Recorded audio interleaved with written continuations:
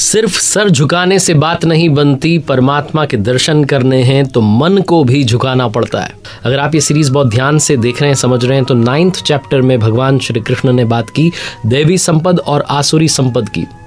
उन्होंने कहा कि आसुरी स्वभाव वाले मुझे तुच्छ कह करके पुकारते हैं क्योंकि उन्हें ये मनुष्य शरीर दिखाई देता है। आसुरी स्वभाव वाले मुझे सही स्वभाव से नहीं जानते हैं, लेकिन जो देवी संपद वाले हैं वो मुझे अनन्य भक्ति के साथ में भजते हैं, बहुत श्रद्धा के साथ में मेरा भजन करते हैं।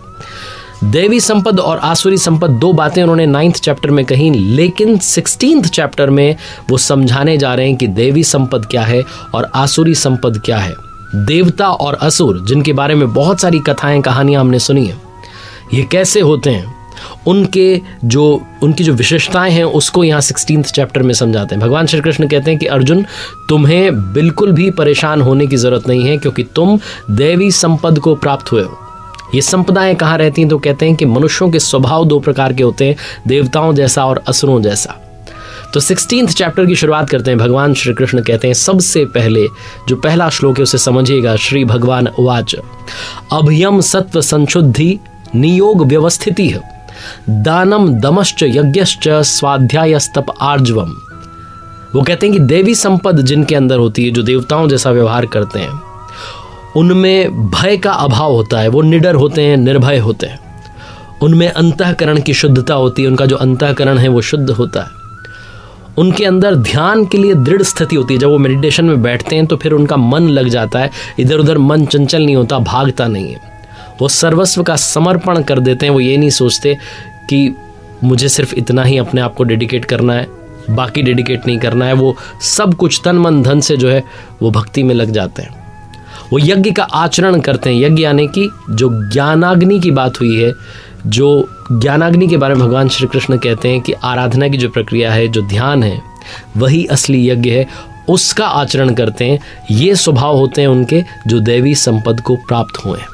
भगवान श्री कृष्ण आगे देवी संपद के और गुण बताते हैं, विशेषताएं बताते हैं। कहते हैं अहिंसा सत्यम क्रोधस त्यागः शांतिरपेशुनम दया भूतेश्व लोलुप्यम मार्दवम हिरचापलम। अहिंसा यानी कि आत्मा का उद्धार करना। पिछले चैप्टर्स में भी हमने डिस्कस किया कि अहिंसा का मतलब सिर्फ ये नहीं कि आप दूसरों को नहीं हानि पहुंचा रहे हैं, दूसरों को नहीं मार रहे हैं। अहिंसा का मतलब ये भी है कि आप अपनी आत्मा को अधोगति में नहीं ले जा रहे हैं, अपनी आत्मा के उद्धार के लिए भी ध्यान कर रहे हैं, भजन कर रहे हैं, प्रभु की भक्ति कर रहे हैं। अहिंसा सबसे बड़ा गुण होता है। इसके साथ ही देवी संपद को जो प्राप्त होते हैं पुरुष, जिनमें नर नारी दोनों आते हैं, उनमें गुस्सा नहीं होता है। वो उनका जो चित्त है वो स्थिर होता है, वो चंचलता से थोड़ा दूर रहते हैं। जो लक्ष्य के विपरीत निंदित काम है, जो बुरे काम है, उनको नहीं करते हैं। वो सब प्राणियों में दया भाव समभाव रखते हैं। वो व्यर्थ की चेष्टाओं में नहीं पड़ते हैं। आगे कहते हैं तेजः क्षमा पतिः शौचम द्रोहो नाति मानिता भवंती संपदम देवीम भिजातस्य भारत। भगवान श्री कृष्ण कहते हैं कि तेज जो है, जो एकमात्र ईश्वर में है, उसके तेज से जो कार्य करता है, ये गुण भी देवी संपद को प्राप्त हुए पुरुषों में, नर नारी में होते हैं। कहते हैं भगवान गौतम बुद्ध की जब दृष्टि पड़ी तो अंगुली माल के विचार बदल गए थे। भगवान श्री कृष्ण इस श्लोक में कहना चाहते हैं कि क्षमा, धैर्य, शुद्धि, किसी के लिए शत्रु भाव नहीं होना, अपने में ही सर्वश्रेष्ठ होने का जो भाव होता है उसका हमेशा अभाव होना, ये नहीं मानना कि मैं ही सर्वश्रेष्ठ हूं। ये सारे के सारे जो गुण हैं, लक्षण हैं, ये देवी संपद को प्राप्त पुरुषों के, नर नारी के होते हैं। अब आगे आसुरी संपद के, यानी कि जो असुर हैं, उनकी जो संपदा है, उसके जो लक्षण है उसको थोड़ा डिफाइन करते हैं, बताते हैं। दंभो दर्पो अभिमानश्च क्रोधः पारुष्यमेव च अज्ञानम चाभिजातस्य पार्थ संपद मासुरिम। कहते हैं पार्थ, पाखंड, घमंड, अभिमान, क्रोध, कठोर वाणी और अज्ञान, ये जो हैं ये मेन सिम्टम्स हैं आसुरी संपद के, प्रमुख लक्षण हैं। ये जो दोनों संपदाएं हैं, देवी संपद और आसुरी संपद, ये रहती है हमारे हृदय में ही है। ये हमारे स्वभाव को ही बदलती रहती है। कभी आसुरी संपद जब आ जाती है तो हम असुरों जैसा व्यवहार करने लगते हैं, जब देवी संपद आ जाती है तो फिर हम देवताओं जैसा व्यवहार करते हैं। तो इन दोनों संपदाओं का काम क्या है उसको थोड़ा डिफाइन करते हैं। भगवान श्री कृष्ण कहते हैं श्री भगवान उवाच देवी संपद विमोक्षाय निबंधाया सुरीमता माँ शुचः संपदम देवीम भिजातो असि पांडव। ये जो दो प्रकार की संपदाएं कही गई हैं, इनमें जो देवी संपद है वो विमोक्षाय, विशेष मोक्ष के लिए है। और जो आसुरी संपदा है जिसके बारे में बात की, घमंड, क्रोध, कठोर वाणी, अज्ञान, ये सब बंधन के लिए मानी गई हैं।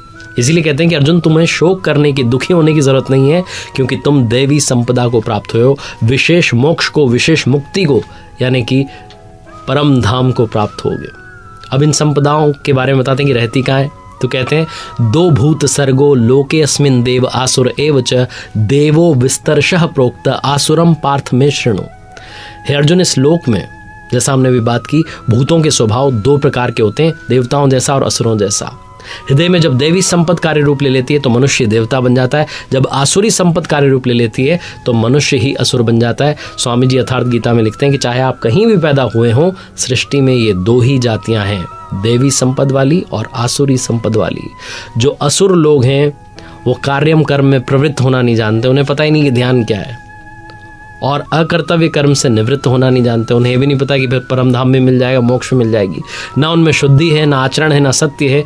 वो जो पुरुष हैं उनके विचार कैसे होते हैं, थोड़ा और आसुरी संपद के बारे में आगे बातचीत करते हैं। तो भगवान श्री कृष्ण कहते हैं, असत्यम प्रतिष्ठम ते जगदाहुनीश्वरम अपरस्पर संभूतम किमन्यत काम हेतुकम।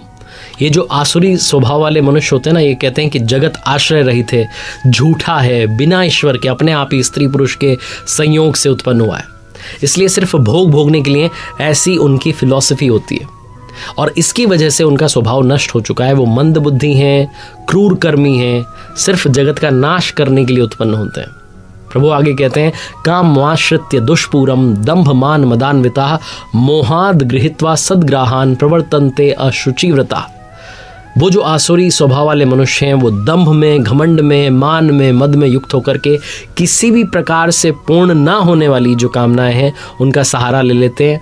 अज्ञान से, जो उन्होंने गलत सोच डेवलप कर ली है, उससे जो मिथ्या सिद्धांत हैं, जो गलत फिलॉसफी है, उसको ग्रहण कर लेते हैं और फिर इस संसार में बरतते रहते हैं। वो व्रत भी करते हैं लेकिन भ्रष्ट व्रतों से युक्त हुए हैं, इसलिए वो भ्रष्ट व्रतों से युक्त हुए जो हैं उनको तू असुर जान। वो सब ड्रामा करते हैं, वो सिर्फ दिखावा करते हैं, वो सिर्फ छल करते हैं। अब आपके मन में ख्याल आ रहा होगा, विचार आ रहा होगा कि रावण भी अति बुद्धिमानी था, बहुत ज्ञानी था, लेकिन वो भी भ्रष्ट व्रतों वाला था।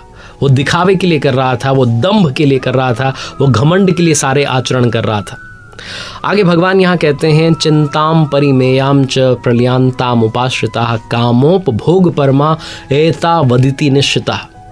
ये जो आसुरी संपद वाले, जो आसुरी स्वभाव वाले मनुष्य हैं, ये अंतिम श्वास तक बिना मतलब की चिंताओं को लिए रहते हैं, और जब ये रस भोगते हैं तो आनंद मानते हैं।